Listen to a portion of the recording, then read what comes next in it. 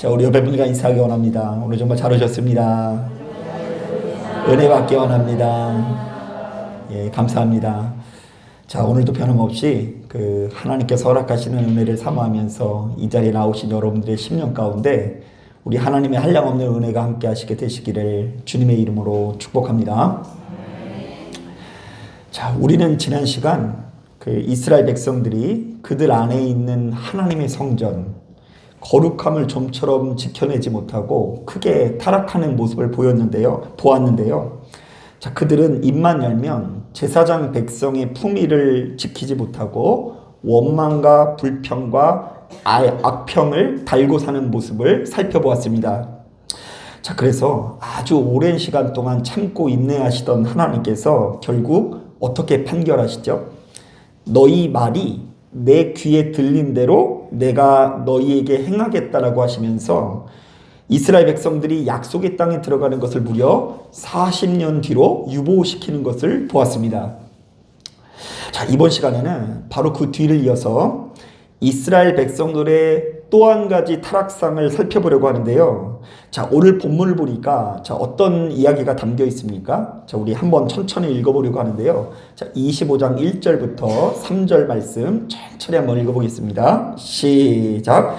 이스라엘이 시딤에 머물러 있다니 그 백성이 모압 여자들과 음행하기를 시작하니라. 그 여자들이 자기 신들에게 제사할 때에 이스라엘 백성을 청함에 백성이 먹고 그들의 신들에게 절함으로 이스라엘이 바알불에게 가담한지라. 여호와께서 이스라엘에게 진노하시니라. 자, 이스라엘 백성들이 모압 여자랑 음행하다가 결국 바알이라는 우상에게 절하는 장면이 담겨 있습니다. 자, 그러니까 오늘 우리가 읽은 이 본문에는 너무나 가슴 아픈 배반 이야기가 담겨져 있는 것인데요. 자, 가벼워도 너무나 가벼운 이스라엘 백성들이 순식간에 돌변해서 자신들을 여기까지 인도하신 하나님을 저버리고 업신여기는 장면이 담겨 있다고 할 수 있습니다. 자, 그렇기 때문에 얼핏 생각해봐도 하나님께서 이렇게 배은망덕한 이스라엘 백성들에게 진노하시는 것은 너무나 당연하다라는 생각이 들기도 합니다. 자, 그런데 이 본문에 나와 있는 내용을 제대로 이해하기 위해서는 민수기 22장부터 23장에 나오는 발람과 발락 이야기를 알아야 될 것 같은데요. 자, 그 내용을 요약해 보자면 이렇습니다. 자, 이스라엘 백성들이 약속의 땅에 들어가기 전에 이제 모압 땅에 이르게 되었는데요. 자, 그 땅을 다스리던 모압 왕 발락이 잔뜩 겁을 먹게 된 것입니다. 자, 왜냐하면 이스라엘은 당시만 하더라도 세계 최강대국인 애굽을 아주 혼쭐을 내주지 않았습니까? 전쟁 한번 치르지 않고 독립을 이루어냈다는 소식을 듣게 됩니다. 자, 그런데 이런 이스라엘 백성들이 목전에 오니까 자신이 다스리고 있던 모압의 명운이 위태로워졌다라고 생각했던 것 같아요. 자, 그래서 수를 쓰기 시작하는데요. 그 일대에서 가장 유명한 무당인 누구를 불러요? 발람을 불러서 이스라엘을 저주하게 합니다. 자, 이방인 예언자, 선지자라고 번역이 되기도 한데요. 정확하게 말하면 무당이라는 표현이 더 적당해요. 사실 이 고대 사회에서는요, 바로 이러한 흑주술이 성행했다고 하는데요. 쉽게 말하면 자신의 라이벌이 나보다 잘 나가는 것을 볼 수 있어요, 없어요? 없으니까 온갖 저주를 라이벌에게 걸어가지고요, 그의 앞길이 막히게 되고 뭔가 좋지 못한 일이 일어나게 하는 사술이 굉장히 유행했다고 합니다.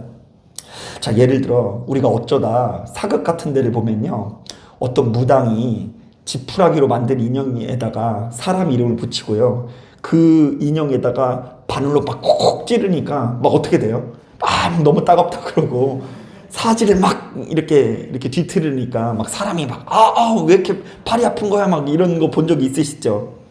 자, 그런데 바로 이러한 흑주술이 고대 지중해 연안에서도 매우 성행했다고 합니다. 자, 그래서 모압 왕 발락도 이스라엘과 전쟁을 치러서 이길 자신이 없는 거예요. 자, 그러니까 제일 먼저 뭘 해요? 용한 무당인 발람을 불러다가 이스라엘을 저주하기 위해서 꾀를 낸 것입니다. 자, 그런데 이게 웬일입니까? 발락이 아무리 애를 써서 저주를 하려고 해도요, 뜻대로 저주가 이루어지지 않는 거예요. 자, 하나님께서 번번이 개입하셔서 그들의 계획이 틀어지게 되는데요. 자, 발람이 이스라엘을 저주하기 위해서 나아가는 발걸음 가운데 천사가 나타나서 나귀의 앞길을 막아서게 됩니다. 자, 그래서 놀란 나귀가 걸음을 멈추고 나아가지 않으려고 하니까 이 무당 발람이 화가 나서 채찍질을 하거든요. 자, 그런데 놀랍게도 나귀가 도리어 화를 내면서 주인에게 성질을 냅니다. 내가 뭘 잘못했다고 자꾸 칩니까? 뭐 이러면서 내가 이렇게 멈추는데도 다 뜻이 있습니다. 자, 그런데 이런 얘기가 꼭 뭐랑 대조를 이룬지 아세요? 방금 전까지 이스라엘은 악평하고 불만을 쏟고 좋지 못한 말만 얘기했죠. 자, 그런데 나귀는요, 나귀는 그래도 바른 말을 해요, 안 해요? 바른 말을 하고 있는 모습이 대조를 이루고 있죠. 자, 그리고 우여곡절 끝에 무당 발람이 목적지에 도착해서 이스라엘을 저주하기 위해서 무려 4번씩이나 사수를 쓰는데요. 자, 하나님께서 그의 입술을 돌려서 이스라엘을 저주하는 것이 아니라 축복하시게 하는 장면이 담겨져 있어요. 자, 23장 7절부터 10절을 보니까 후손이 번영할 것을 축복해 주시고요. 24장 18절부터 27절을 보니까 보호하고 동행하실 것을 축복하시고요. 자, 24장 3절부터 9절을 보니까 그들이 땅을 얻을 거라고 축복하시고요. 24장 15절부터 24절을 보니까 이스라엘과 맞선 나라는 심판을 받게 될 거라고 축복을 하는 것을 볼 수 있습니다. 자, 그러니까 바로 이 축복의 내용은 하나님께서 일전에 아브라함과 맺은 언약과 정확하게 일치하는 내용인데요. 자, 어쨌든 하나님의 강권적인 역사 가운데 이스라엘은 발람에 의해서 해를 당하지 않고 끝까지 보호받게 된 것입니다. 자, 그렇다 보니 이제 발락도 그렇고 발람도 그렇고 이스라엘을 저주하는 것을 포기하게 됩니다. 자, 아니 나귀가 저주를 방해하지를 않나? 발람이 입을 여는 족종 저주는커녕 축복이 나오니 도무지 그들을 저주할 방법이 떠오르지 않는 것입니다. 자, 그래서 오늘 본문을 보니까 어떻게 기록되어 있어요? 자, 우리 다 같이 24장 25절 말씀 같이 한번 읽어보겠습니다. 시작. 발람이 일어나 자기 곳으로 돌아가고 발락도 자기 길로 갔더라. 자, 이거 뭐예요? 하나님께서 이스라엘을 보호하시사 발람과 발락이 이스라엘을 저주하는 것을 포기했다라는 것입니다. 자, 그러니까 우리들은 여기까지의 내용을 잘 이해해야 되는데요. 자, 우리가 창세기 12장을 보면 하나님께서 아브라함에게 찾아와서 언약을 맺어주시는 장면이 있죠. 자, 어떻게 해요? 내가 너로 큰 민족을 이루고 내게 복을 주어 내 이름을 창대하게 하리니 너는 복이 될지라.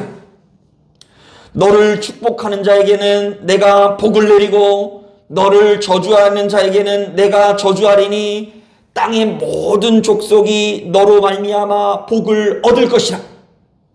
자, 그런데 우리말로는 이게 언약이지만 본래는 계약이라는 의미가 있는데요. 자, 주로 왕과 그의 백성들 혹은 남편과 아내 사이에 맺어지는 의무 관계를 나타내는 말이라고 합니다. 자, 예를 들면 자, 왕과 백성이 언약을 맺었다라는 것은요. 자, 왕은 이제부터 백성들을 보호해야 되는 의무가 생긴다라는 거예요. 자, 그런데 이제 백성들도 어떻게 해야 돼요? 왕 앞에 충성해야 되는 의무가 생긴다는 것이죠. 또한 남편과 아내가 계약을 맺고 언약을 맺으면서 이제 부부관계가 시작되는데 이때부터 남편도 자신의 아내와 가족들을 보호하고 부양해야 되는 의무가 생깁니다. 자, 그런데 그에 맞춰서 아내도 역시 남편을 공경하고 남편 외에 다른 사람에게서 정조를 지켜야 되는 의무가 발생한다라는 것이죠. 자, 그렇다고 한다면 전능자 하나님과 아브라함 사이에도 반드시 지켜야 되는 의무 관계가 발생하게 된 것입니다. 일단 하나님께서 약속대로 아브라함과 그의 후손들에게 주인 되시사 그들에게 뭘 주셔야 돼요? 복을 주셔야 합니다. 자, 그래서 약속대로 그에게 땅도 주시고 큰 민족이 되게 하시고 대적자들을 물리쳐 주셔야 되는 의무가 생기신 것입니다. 자, 그런데 의무가 생긴 것은 하나님 쪽에서만 생긴 것이 아니에요.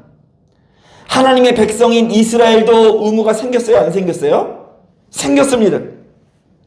아브라함과 그의 후손들도 무조건 하나님께서 베풀어 주시는 복을 무조건 받기만 할 것이 아니라 반드시 지켜야 되는 의무가 생기는데요. 자신의 소속을 분명히 해서 오로지 하나님께만 충성하는 삶을 살아야 하는 것입니다. 자, 바로 이것이 정당한 하나님과 우리 사이의 관계인 것입니다. 자, 그런데 민수기 22장부터 25장의 흐름을 보니까 바로 이러한 언약 관계에서 하나님께서는 변함이 있으세요? 없으세요? 변함이 없으세요. 아브라함과 맺어주신 언약을 철저하게 준수하십니다. 자, 그래서 이스라엘을 끝까지 축복하시는 거예요. 걔네들이 입만 열면 불평하고 감사하지 못하고 저주하는 삶을 사는데도 불구하고 그들의 조상 아브라함과 언약을 맺은 대로 1.1획도 변함없이 끊임없이 축복하세요. 그들의 후손이 번영할 것을 여전히 약속하십니다. 그들을 보호하시고 동행하실 것을 약속해 주십니다. 그들이 땅을 얻을 것을 약속하시고 이스라엘과 맞선 나라는 심판을 받게 될 거라고 약속하십니다. 지금껏 이스라엘 백성들이 아무리 속을 썩여도 입만 열면 불평을 하더라도 그들을 향한 축복의 메시지를 거두지 아니하시는 거예요. 심지어 모압 왕 발락이 아주 엄청난 제물을 드리면서 그 대단한 무당 발람을 통해서 이스라엘 백성들을 저주하기 위해서 발악을 하지만 그 모든 시도들이 씨알도 먹히지 않는 것입니다. 하지만 이스라엘은 번번이 그 언약 관계를 배반합니다. 자신의 보호자 되시는 하나님 앞에 의무를 다하지 않는 것입니다. 하나님께서는 이스라엘 백성들에게 지금껏 변함없이 약속을 지키며 그들에게 약속되어진 복이 이루어지기 위해서 하나님 편에서도 최선을 다해서 노력하고 계시는데 그들은 자신의 왕 되신 하나님께 충성하지 않고 자신의 신랑 되신 하나님께 정조를 지키지 않는 것입니다. 자, 오늘 본문은 바로 이런 점에서 해석을 해야 되는데요. 자, 바로 이런 관점에서 다시 한번 본문을 읽어보도록 하겠습니다. 자, 25장 1절 말씀 우리 같이 한번 읽어보겠습니다. 시작. 이스라엘이 시딤에 머물러 있더니 그 백성이 모압 여자들과 음행하기를 시작하니라. 자, 우리는 여기서 음행이라는 말에 동그라미를 쳐야 되는데요.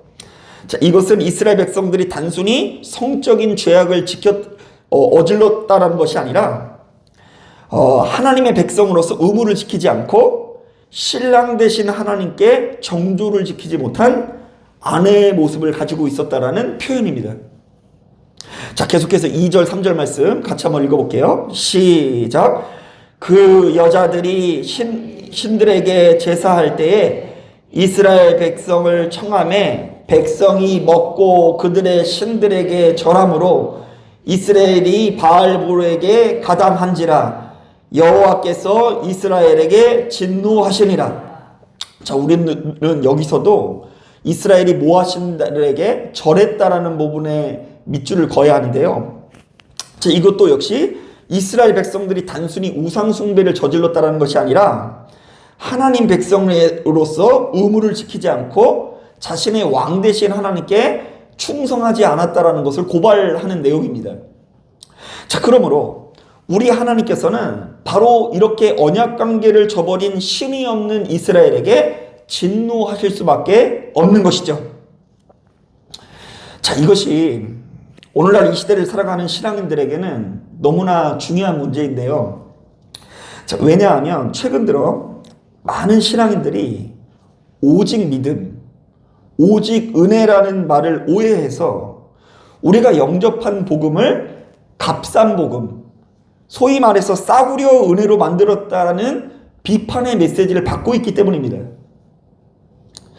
여러분, 우리가 사실 제일 좋아하는 말씀 중에 이런 말씀이 있죠. 형제의 죄를 7번씩, 몇 번씩이요? 7번씩? 몇 번이라도? 70번이라도 용서하라. 자, 그러니까 우리가 어떤 죄를 짓더라도 하나님께서는 우리의 죄를 용서하신다, 안 하신다? 어떻게 이렇게 잘하세요? 자, 그래서 많은 분들이 바로 이러한 말씀을 강력하게 믿고 어떤 죄를 짓거나 불의한 일을 저지르는 데 있어서 일말의 망설임이 없대요. 왜요? 냉정히 말해, 오늘 죄를 지면 어때요? 내일이면 용서해 주실 거. 오늘 은혜 잃어버려도 내일이면 뭐 다시 받을 수 있는 것 아니겠습니까? 자, 그러면서 툭하면 하는 얘기가 자기 마음대로, 자기가 하고 싶은 대로 다 살면서 이렇게 말합니다. 하나님께서는 사랑의 하나님이시니 이런 나의 모습마저도 사랑하실 것입니다. 구원은 우리의 공로가 아니라 뭐로 받는다고요? 은혜로 받는 것입니다. 우리 이런 종류 이야기 참 많이 하지 않습니까? 자, 그런데 바로 이것이 많은 사람들이 볼 때 값싼 복음, 싸구려 은혜라고 하는 것입니다. 하나님께서 베풀어 주시는 은혜를 조금도 소중히 여기지 않고 내가 복음을 영접했음에도 불구하고 하나님께 충성할 생각을 전혀 하지 않고 그 어떤 변화도 시도하지 않는 이런 종류의 신앙이 고발받고 있다는 것입니다. 자, 그래서 우리는 바로 이것을 곰곰이 생각해 봐야 될 것 같습니다. 자, 우리가 한 번 구원받았으면 그 구원은 영원한 것입니까?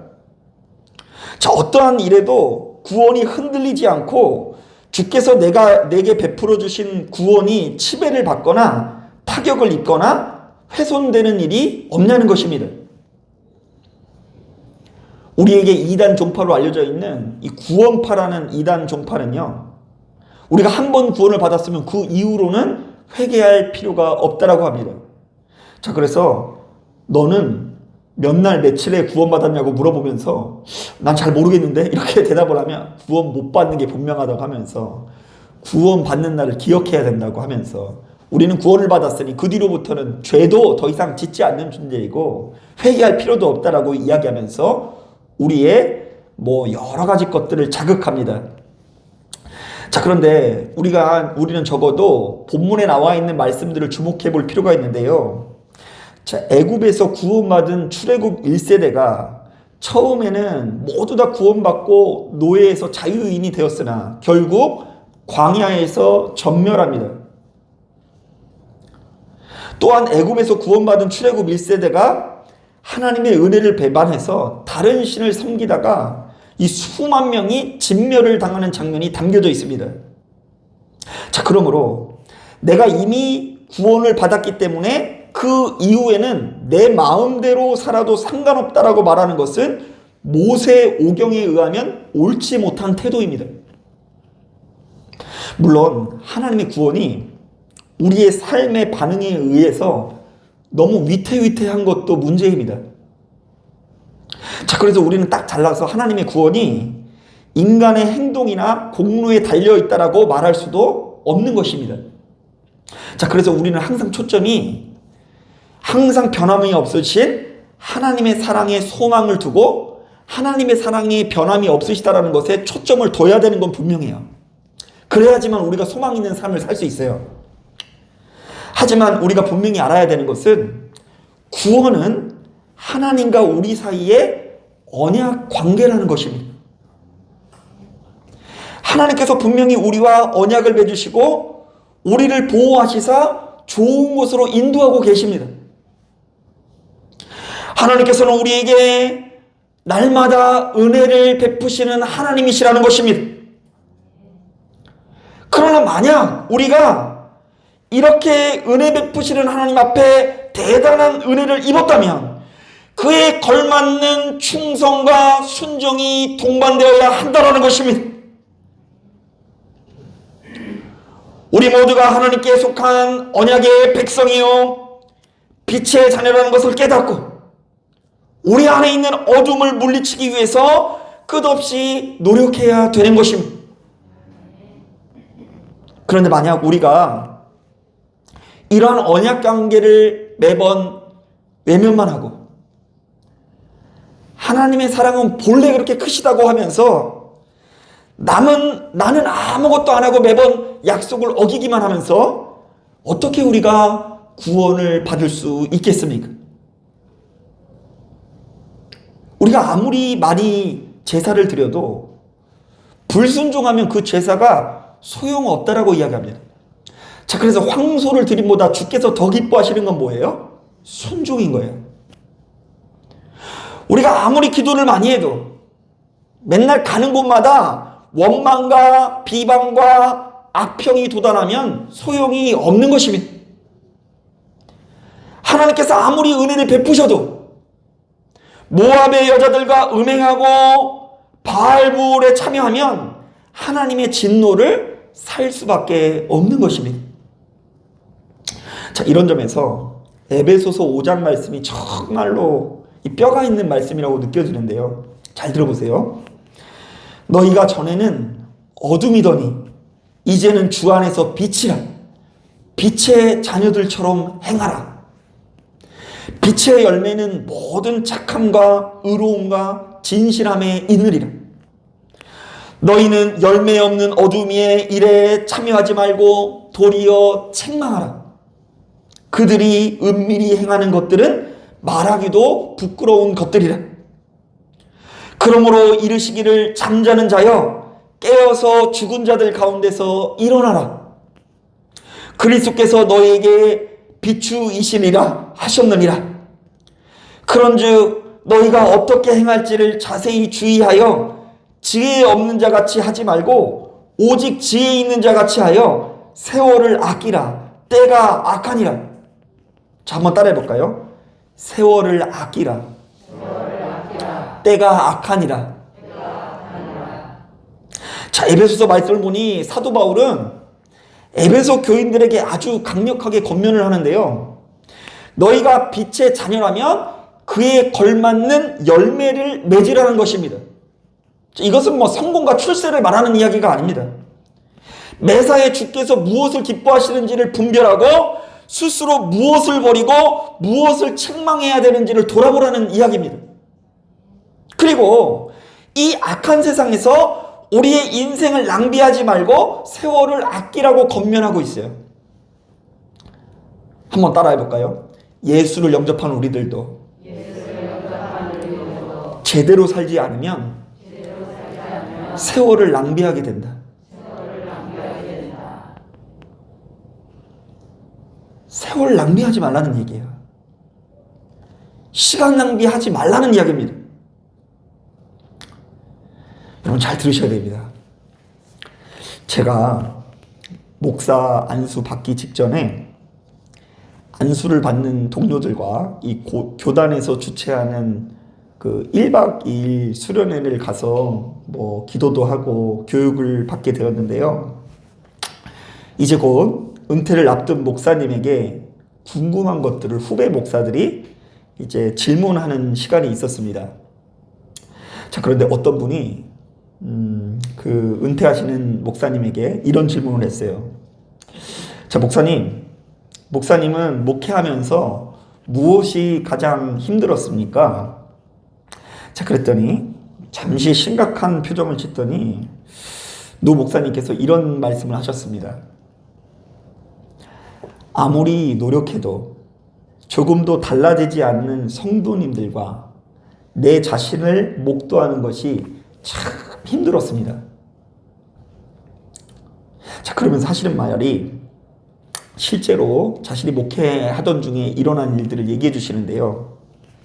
자, 일평생 돈을 쫓다가 인생을 낭비한 누군가에게 이제부터 돈을 쫓지 말고 하나님을 바라보십시오 라고 권면하면 그분이 막 눈물을 흘리면서 자신의 지난 날을 더 너무 후회된다면서 회개하더랍니다.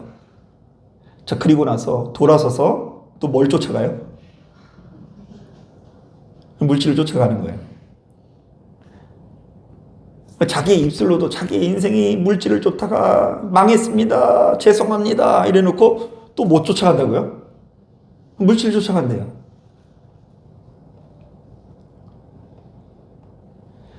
또한 일평생 허랑방탕한 삶을 살다가 인생을 낭비한 누군가에게 이제부터 허랑방탕하게 살지 말고 하나님을 바라보십시오 라고 권면하면 그분이 눈물을 흘리면서 지난날에 허랑방탕한 것을 막 용서를 구한답니다.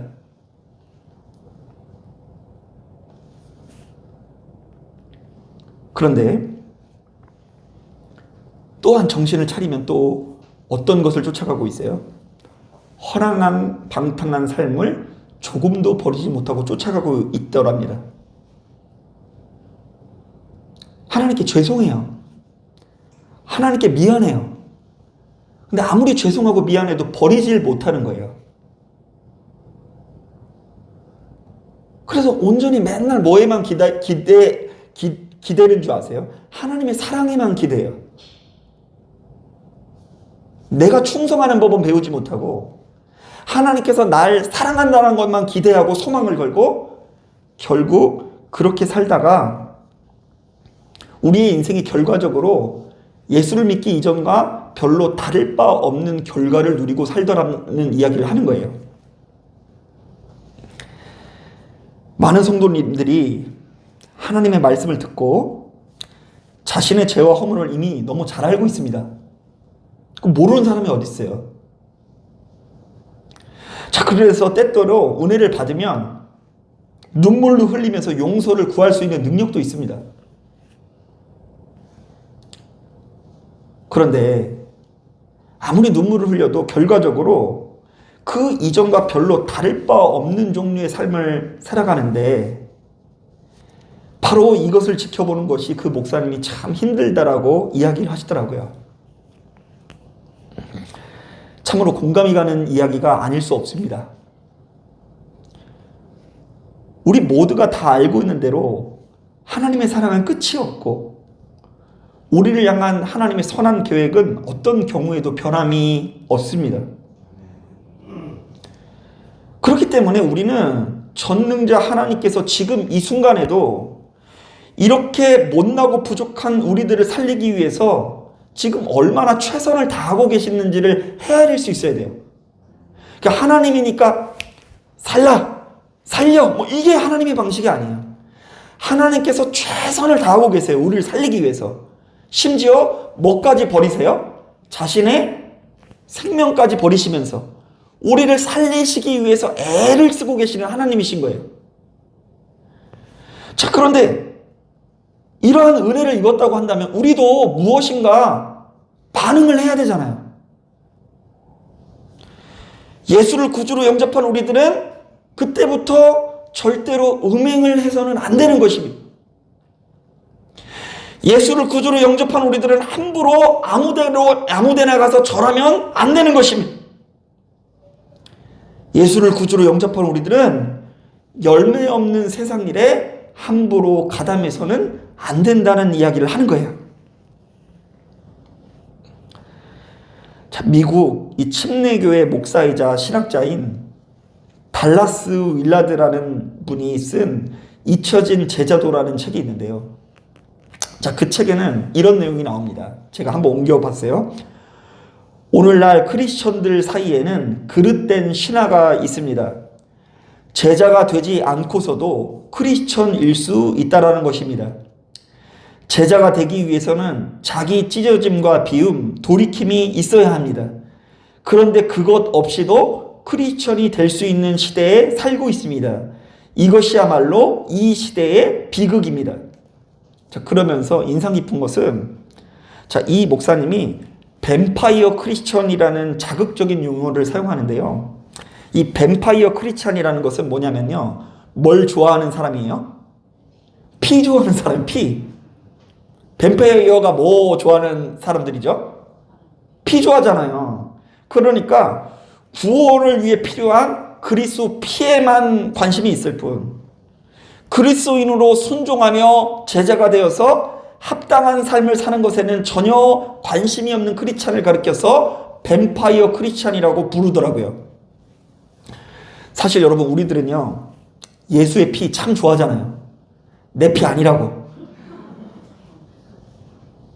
내가 흘린 피 아니니까 막 주님께서 흘린 피라고 뭐 얼마나 좋아합니까? 그래서 찬양 중에도 보혈에 관한 찬양 참 많아요. 나의 죄를 씻기는 예수의 피밖에 없네.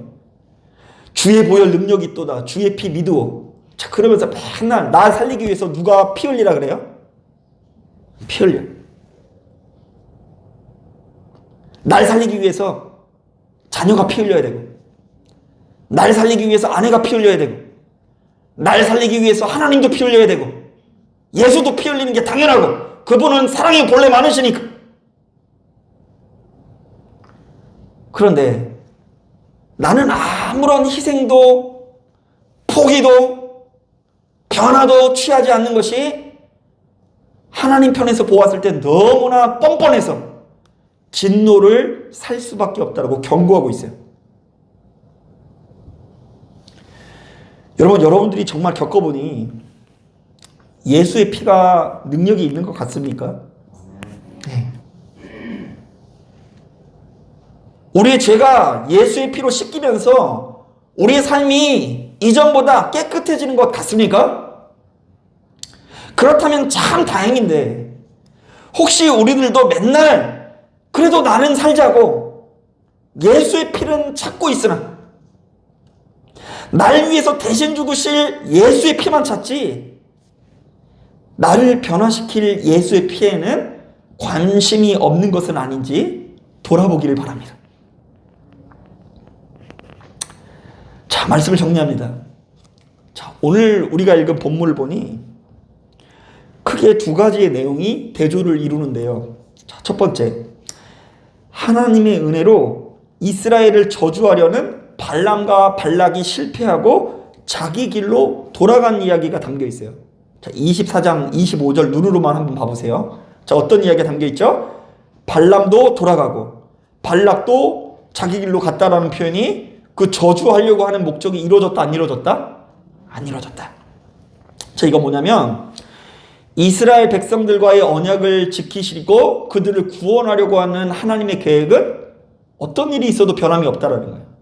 약속이 하나님 편에서는 잘 지키고 있다. 잘 지켜지고 있다. 자, 그러나 이스라엘 백성들은 바로 이러한 은혜를 간직해요, 못해요? 못해요. 언약을 못 지켰다라는, 그래서 대표적인 단어를 사용하고 있는데요. 그게 음행이에요. 언약이라는 말은 본래 남편과 아내가 결혼할 때 지키는 서약이에요. 그래서 우리 예수님은 예수님이기도 하지만 무엇 대신 예수님? 신랑 대신 예수님이에요. 주님이 신랑이에요. 주님이라는 말과 신랑이라는 말이 그 당시 문화로는 동의어였어요. 요즘 같아서는 여자분들 좀 억울할 것 같죠? 좀 남편분한테 주인님 이래야 되는데, 근데 과거 문화상으로는 그랬어요. 자, 그러면 주인님이라고 하는 이유는 뭐냐면 그때부터 남편에게 충성을 하고 의무를 다하고 정조를 지키겠다는 거예요. 자, 그런데 그런 이스라엘이 언약을 지키지 못했다라는 상징으로 음행이라는 단어를 표현하고 있습니다.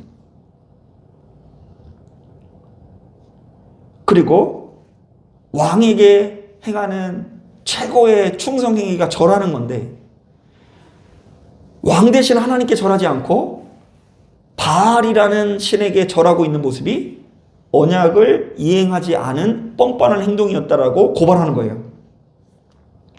자, 사랑하는 여러분, 여러분들은 지금 하나님 앞에 어떤 모습입니까? 혹시 여러분들도 역시 매번 하나님의 언약을 파기하고 하나님의 진노를 부르는 인생인 것은 아닌지 돌아보길 원합니다. 자, 고린도전서 4장을 보니까 우리가 귀 기울여야 되는 말씀 중에 이런 말씀이 있어요. 들어보세요. 사람이 마땅히 우리를 그리스도의 일꾼이요 하나님의 비밀을 맡은 자로 여길지어다. 그리고 맡은 자에게 구할 것은 충성이니라. 한번 따라해 볼까요? 맡은 자에게 구할 것은 충성이니라. 하나님 비밀을 내가 이제 맡았어요. 소유했어요. 그러면 이제 뭘 해야 된다고요? 충성. 자, 사랑하는 여러분, 하나님을 믿노라 하면서 하나님께 충성하는 법을 배우지 못하는 신앙은 결단코 올바른 신앙이 아닙니다. 하나님께서 변함이 없으시고 한결같으신 그 성품을 이용해서는 안 됩니다. 그 사랑의 언약을 붙들고 주께 충성하시는 저와 여러분들이 되시기를 주님의 이름으로 축복합니다. 자, 기도하겠습니다.